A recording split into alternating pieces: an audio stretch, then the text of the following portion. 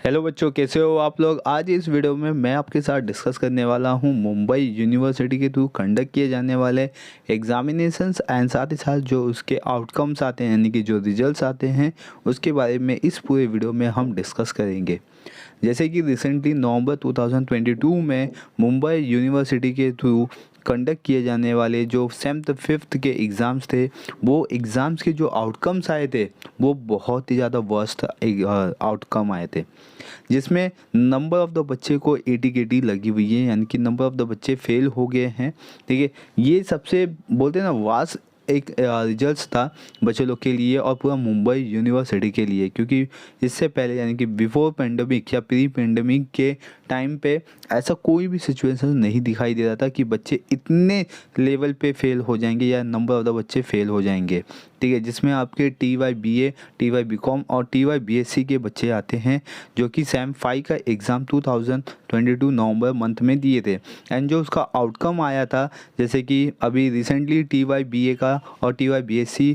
के जो आउटपुट थे, ठीक है, उसको रिलीज़ किया गया था मंडे को, और उसमें देखा गया कि नंबर ऑफ़ द बच्चे फेल हो चुके हैं, ठीक है, जिनको 80 लग चुकी है। और नेक्स्ट थिंग, ये तो बात थी 80 की, लेकिन जो मुंबई यूनिवर्सिटी का मैनेजमेंट है वो भी इस साल से बहुत ही हिला हुआ दिखाई दे रहा है, क्योंकि मुंबई यूनिवर्सिटी ऐसा लग ही नहीं रहा है कि वो कुछ इनिशिएटिव ले रही है अपने वर्क में, क्योंकि बच्चे सेम 6 का एग्ज़ाम देने जा रहे हैं तब सेम 5 का रिजल्ट्स को डिक्लेयर किया जा रहा है। आप सोच सकते हो कि बच्चे कितने मेंटल प्रेशर्स में हो सकते हैं, क्योंकि एक दिन पहले ही हमने क्या किया कि रिजल्ट्स को डिक्लेयर कर दिया और नेक्स्ट डे आपका सेम 6 का एग्ज़ाम है, तो बच्चे यहीं पे पहले तो फियर फैक्टर में आ जाते हैं, जिसकी वजह से उनके जो आगे के एग्ज़ाम्स थे वो भी थोड़ा सा मतलब कि प्रॉपर नहीं गए। एंड नेक्स्ट थिंग कि जो इनका एडमिट करा था उसमें भी बहुत सारी प्रॉब्लम्स आई। तो इस तरीके से मैनेजमेंट की प्रॉब्लम चालू है, ठीक है, मुंबई यूनिवर्सिटीज़ के अंदर।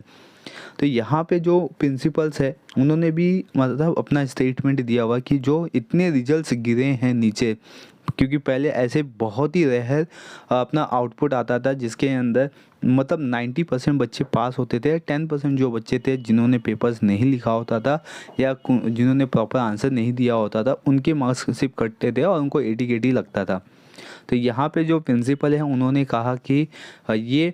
कोविड इफेक्टेड दिखाई दे रहा है, क्योंकि जब हम प्री पेंडेमिक सिचुएशंस में थे तो वहाँ पे बच्चे कैसे एक्टिव होते थे, लेकिन पोस्ट जो अपना पेंडेमिक है उसमें बच्चे थोड़ा सा हमें मतलब कि इतने कैपेबल नहीं दिखाई दिए। यानी कि 2 साल जो कोविड लगा उसमें जो बच्चों की एजुकेशन पावर्स है, ठीक है, वो कम हो गई है,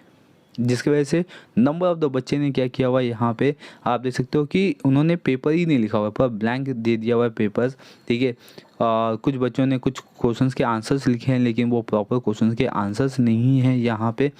तो इस तरीके के स्टेटमेंट सामने आए। मुंबई यूनिवर्सिटी जो उधर के प्रिंसिपल्स हैं उन्होंने ये स्टेटमेंट दिया हुआ है, तो जिसकी वजह से उन्होंने बोला कि हमें मार्क्स देने में कोई दिक्कत नहीं है, लेकिन बच्चा कुछ तो लिखे। ब्लैंक पेपर लीव करके आएगा तो फिर हम क्या उसमें मार्क्स देंगे, यानी कि इसमें कोई भी स्कोप नहीं है मार्क्स देने की। एंड नेक्स्ट थिंग, अगर हम बात करें ऑटोनॉमस कॉलेज की, तो ऑटोनॉमस कॉलेज ने भी 25 से लेकर 40% तक उनके वेटेज जो है वो इंटरनल असेसमेंट में उठाने की कोशिश की है, जिसकी वजह से नंबर ऑफ द जो सक्सेस बच्चे हैं वो निकल के आए। लेकिन वही बात है कि मुंबई यूनिवर्सिटी में जो भी रिजल्ट्स अब आए हैं, ठीक है, अब उसका इफेक्ट क्या है वो समझ में नहीं आ रहा है, या मुंबई यूनिवर्सिटी में पेपर चेक प्रॉपर नहीं हुआ है, या रियली कि कोविड का इफेक्ट यहाँ पे दिखाई दे रहा है बच्चों लोग के माइंड पे, उनके एजुकेशंस पे, जो कि बच्चे आई थिंक मुझे भी लगता है कि 2 साल का जो ब्रेक हुआ है एजुकेशन से, ऑनलाइन जो चला हुआ है, जिसकी वजह से बच्चे उतने वर्ड को कैप्चर नहीं कर पाए, उतने सब्जेक्ट को कैप्चर नहीं कर पाए, जिसकी वजह से उनका